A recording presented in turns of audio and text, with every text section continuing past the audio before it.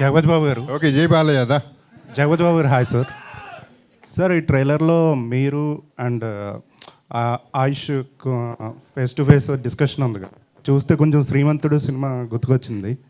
అందులో కూడా మహేష్ బాబు గారితో మీరు అలా డిస్కస్ చేస్తారు. సో స్టోరీ పరంగా దానికి దీనికి ఏమైనా సిమిలారిటీస్ ఉంటాయా? కులం గోత్రం ఏ సంబంధం లేదండి. లేదు, జీరో. ఓకే. విజయేంద్ర ప్రసాద్ గారు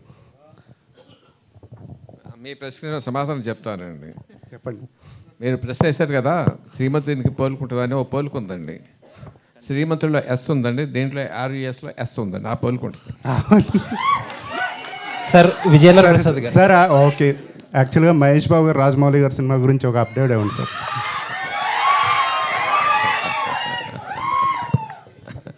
ఇది వెన్యూ కాదండి, అది this not the venue. Aish here. Hi. You launching as an action hero.